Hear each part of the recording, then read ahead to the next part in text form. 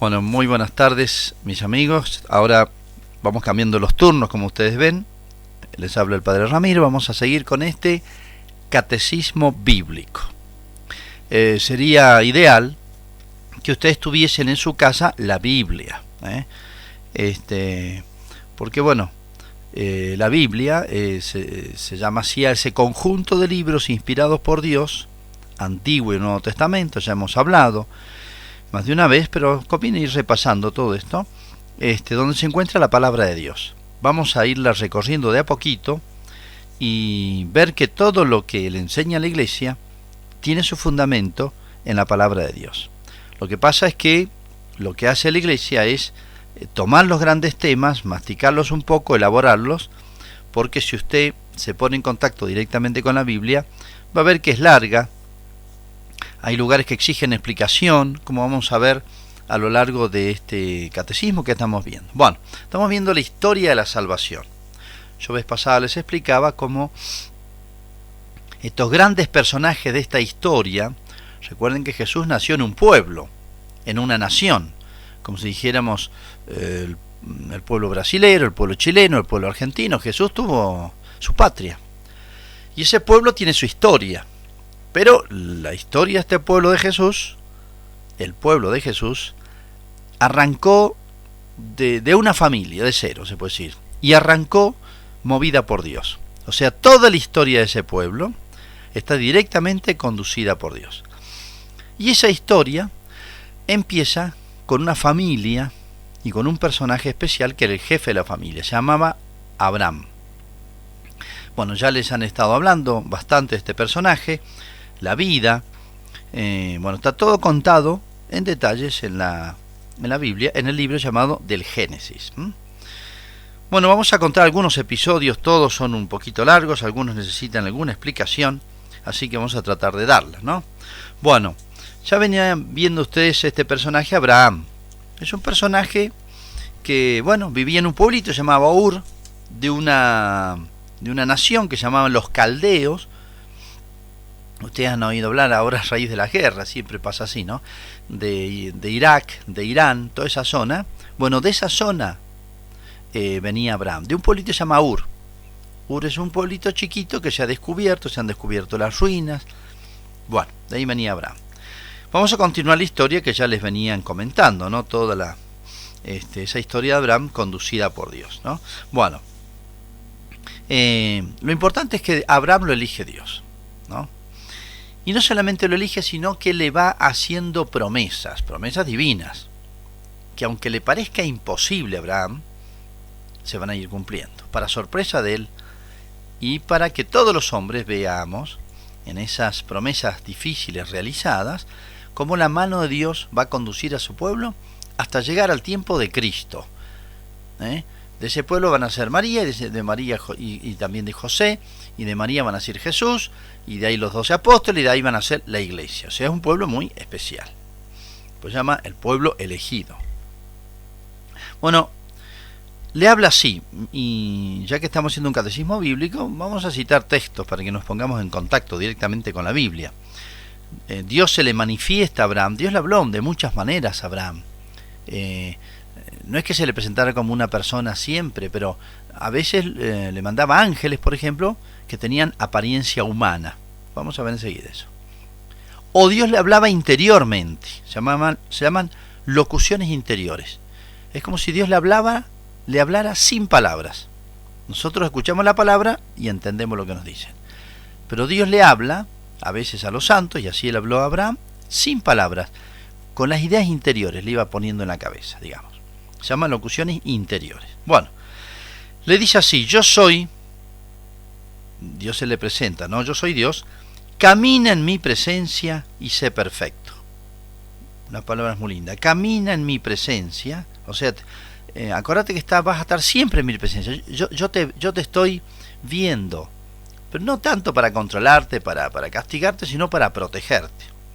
Estableceré mi alianza contigo y te multiplicaré sobremanera, muchísimo. Esas palabras son una promesa. Estoy en el capítulo 17, al comienzo del libro del Génesis. Y entonces esa alianza. Esta es mi alianza contigo. Serás padre de una multitud de pueblos.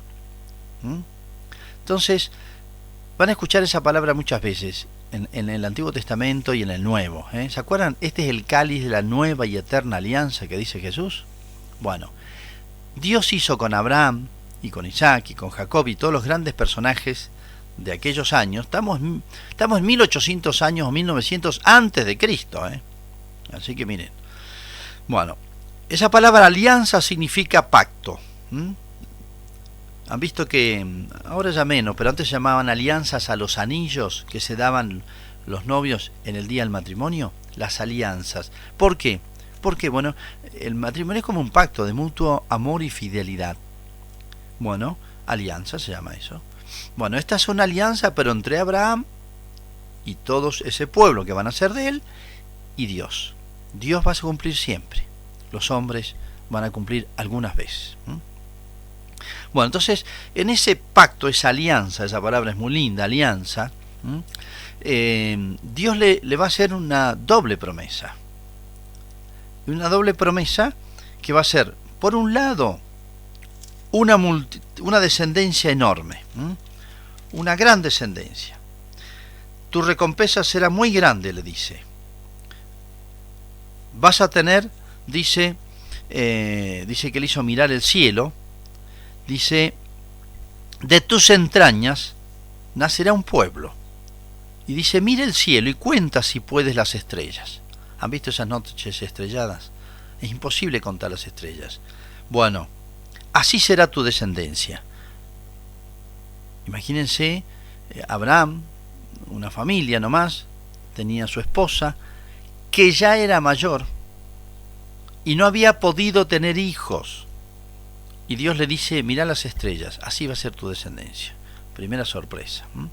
Y no solamente dice eso, sino que estableceré mi alianza y a tu descendencia daré esta tierra, le dice, una tierra hermosa, donde él solía ir a apacentar sus rebaños, desde el río de Egipto hasta el gran río del Éufrates. Son dos ríos muy grandes, muy importantes, y bueno, toda esa tierra entre esos dos grandes ríos te va a pertenecer. Pero esa tierra estaba ocupada. Y le nombra la tierra de los kenitas, de los kenicitas, de los cadmonitas, de los hititas. Entonces, otra promesa difícil, pensará Abraham. La primera, descendencia si mi mujer es mayor y es estéril. Eso parece imposible. La segunda promesa, una tierra que él conoce, pero está ocupada. Y está ocupada por muchos pueblos, fuertes, guerreros, más fuertes que él. Dos promesas que parecían imposibles. Dios siempre, y lo digo esto de paso porque vale, son enseñanzas, ¿no? Cuando Dios promete cosas, hay que saber que Dios las cumple, a pesar de que humanamente a veces nos parece imposible. Y eso ha ocurrido miles de veces en la historia de todo este pueblo de Israel y en la iglesia, y nos pasa a nosotros. Es como para que Dios nos quiere acostumbrar a que confiemos en Él, a pesar de las apariencias humanas, como diciendo, miren, la obra la voy a hacer yo invisiblemente, aunque a ustedes les parezca imposible. Bueno, pero resulta que le parecía imposible a Abraham estas dos cosas. Sin embargo, en el pacto que había hecho Dios con él, lo estaba afirmando. Y aquí ocurre un hecho curioso para nosotros, muy, muy curioso. Resulta que en esa época Abraham tenía, llamémosle, era una pequeña tribu. Nosotros pensamos, cuando decimos tribu, pensamos tribu de indios, pero no, era como una familia grande que tenía, y viajaban con ellos primos, sobrinos, empleados, y existía la esclavitud. No era esclavitud como tuvieron otros pueblos, que eran muy crueles, que tenían derechos sobre la vida de las personas, sino una especie de empleados, se llamaban esclavos, porque no podían después cambiar de dueño. Hacían como un contrato con esa familia y bueno, tenían que seguir con ellos, pero hacían casi la misma vida de familia. Bueno, y había una costumbre muy curiosa en los antiguos, ¿no? Cuando una mujer no podía tener hijos con su esposo, porque ella era estéril, elegía a una de las personas que estaban al servicio de ellos. Ellos llamaban esclavos, pero podemos decir de empleados, personas que estaban al servicio, que ayudaban en las tareas, sea con la siembra, con los rebaños sobre todo, armar y desarmar las carpas, lavar la ropa, hacer la comida, bueno. Y la mujer, la esposa, le elegía una de esas para que tuviera un hijo con esa. Y ese hijo era como si fuese de ella, porque la mayor preocupación, mayor obsesión de los pueblos de esa época era no se corte la descendencia, la fecundidad. Y era terrible para una mujer no poder tener hijos o muchos hijos. Por eso una mujer que tuviera muchos hijos era como una señal de máxima alegría y bendición de Dios. Bueno, la esposa de Abraham, que se llamaba Sara, no podía tener hijos. Entonces, ¿qué hace? Cuando le promete eso, Dios dice, bueno, ¿será que quiere que yo haga esto? Bueno, entonces le dice a Abraham, acá te elijo una, en concreto, una se llamaba Agar, que era egipcia. Entonces le dice, bueno, ten hijos con ella, y es como si fueran hijos míos. Bueno, y Abraham tiene un hijo con ella, y acuérdense el nombre, porque es muy importante. Se llamó Ismael. Acuérdense el nombre porque va a ser muy importante, ya van a ver a lo largo de estas pláticas que vamos a ver, ¿no? Se llamaba Ismael. Pero ¿qué pasó? Después que hace eso Sara, le molesta que la empleada o la esclava egipcia ya tenía un hijo con su esposo. Ella misma lo eligió. Y entonces la empezó a tratar mal, celos femeninos, sí, obvio.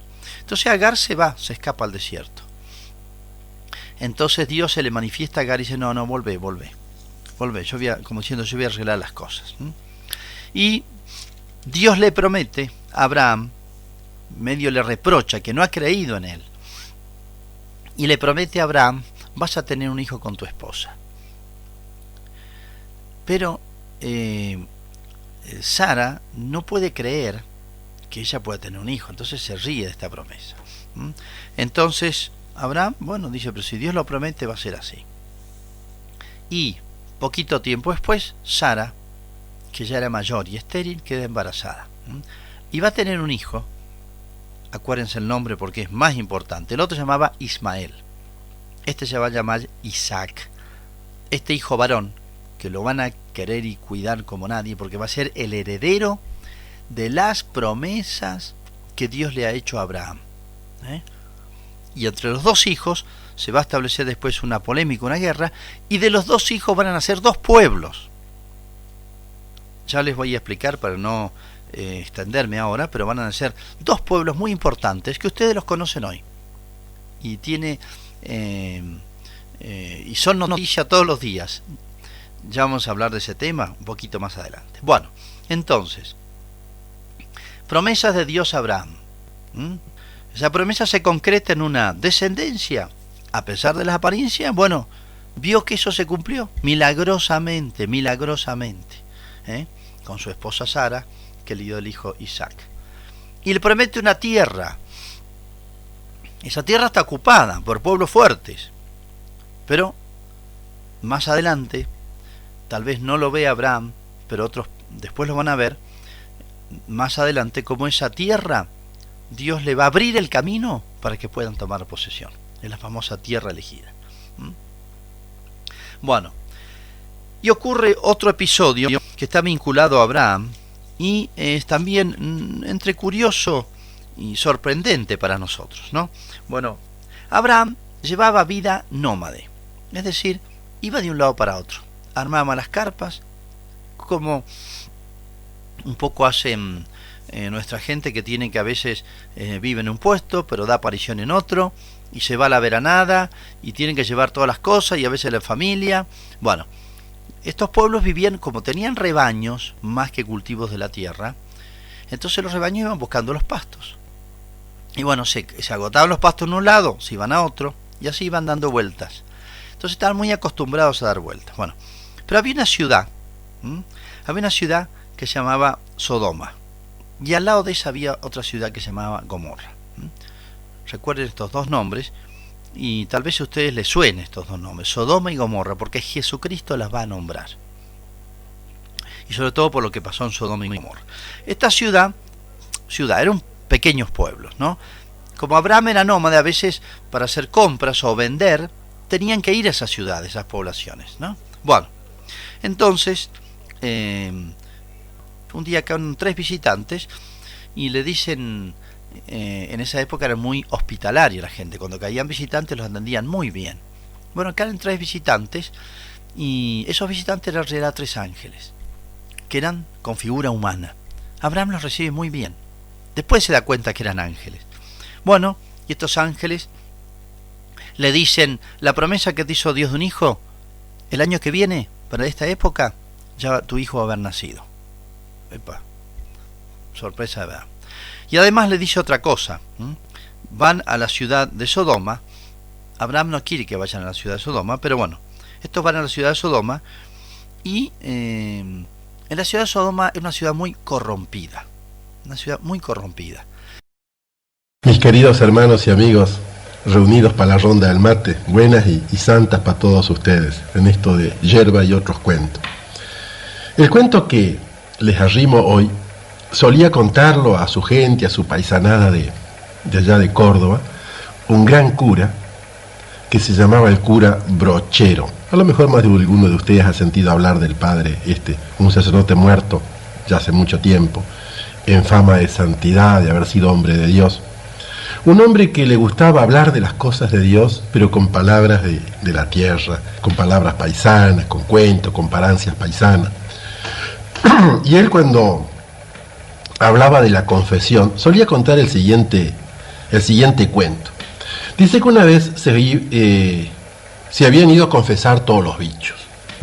Todos los bichos del campo, el caballo, la oveja, el burro, el sapo, y por supuesto había caído también el puma, el león, habían caído para confesarse.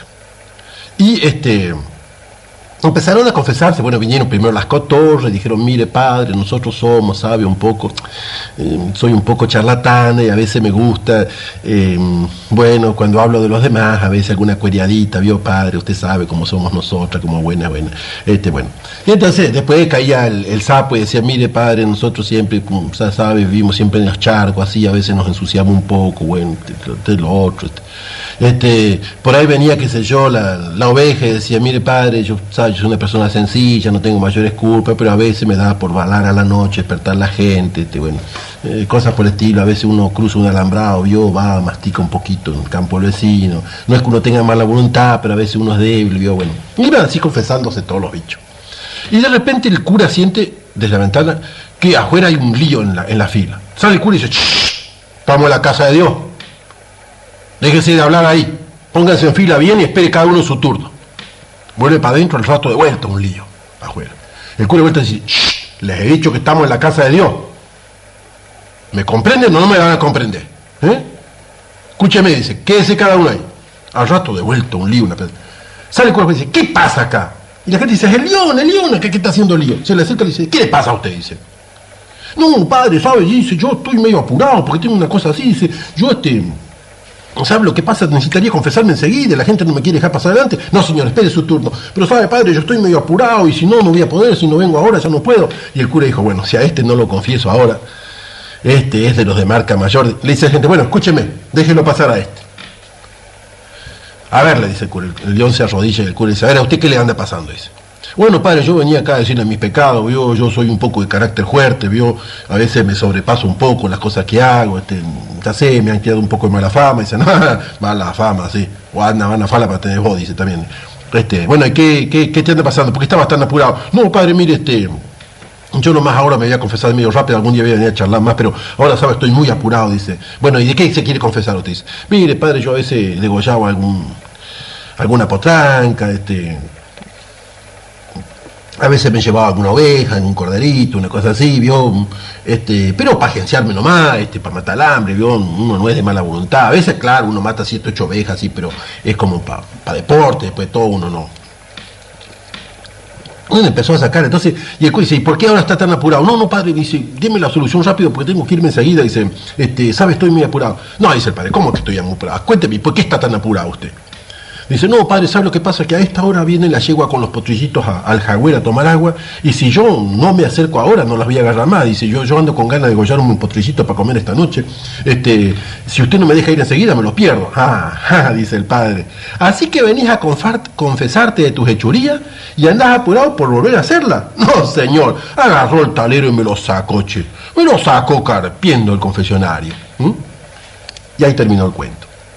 Claro, el cura Brochero, cuando contaba este cuento, imagínense, se lo andaba contando a la paisanada de Córdoba, allá de principios de siglo, donde había mucha gente matrera, había asaltantes, había pecadores como los hay ahora, quizás un poco más brutos de los de ahora, pero ahora a veces pecamos más refinados, ¿no? Pero no por eso dejamos de pecar. Y el cura Brochero, ese gran hombre de Dios, ese gran cura, conocedor de las almas, decía que así mismo como le pasaba al león, al puma, a veces nos pasa a nosotros, que vamos a confesar, ¿no es cierto? Cumplimos con la confesión, pero mismo en el momento, a lo mejor que nos estamos confesando, o que nos acercamos a la iglesia, a la casa de Dios, para pedirle a Dios perdón por nuestra falta, ya estamos planeando la falta que vamos a cometer, y a lo mejor, en el preciso momento que le estamos pidiendo a Dios disculpas por un pecado, ya estamos tratando de encontrar la ocasión para volver a cometer otro parecido. Y entonces lo que falta es el propósito de enmienda. O sea, el propósito de corregirse. Y en esto de la confesión y del arrepentimiento, queridos hermanos, tan importante como confesarse y arrepentirse de una cosa hecha, es el deseo, el propósito, la buena voluntad de no volver a hacerlo. Al menos de no volver a meterse en la tentación o en la ocasión de hacerlo. Porque si yo no tengo ese buen propósito, esa buena voluntad, ese deseo de enmienda, yo diría así, al menos esa buena voluntad, yo diría, de no volverme a meter en la tentación, ¿y de qué me sirve ir a arrepentirme si en el fondo estoy deseando volver a hacerlo? Otra cosa es que yo sepa que soy débil y es probable que lo vuelva a hacer. Eso es una cosa, pero el estar en ese mismo momento ya planificando, deseando y buscando la ocasión para volver a hacer, eso inutiliza totalmente el arrepentimiento mío. Y yo creo que este cuento del león, que es medio bruto evidentemente y medio imposible, porque los bichos no se suelen confesar, porque no pecan, porque el bicho no tiene conciencia, en cambio la persona, nosotros sí, y en eso nos diferenciamos de los bichos, que nosotros tenemos conciencia y el bicho no, el bicho sigue sus instintos, nosotros no somos bichos y por lo tanto lo que tiene que gobernarnos no son los instintos, sino es la razón, la conciencia iluminada por la palabra de Dios. Por eso, queridos hermanos, tomemos en serio que al pedirle disculpas a Dios, nos comprometemos realmente a no pecar más y a evitar firmemente las ocasiones próximas de pecado, como rezamos en esa oración que se llama el pésame, que es bueno aprenderla y rezarla cuando uno va a confesarse. Queridos hermanos, que este cuento del cura Brochero nos ayude a entender lo que son las exigencias de Dios y a vivirlas en nuestra vida, en el nombre del Padre, del Hijo y del Espíritu Santo. Amén.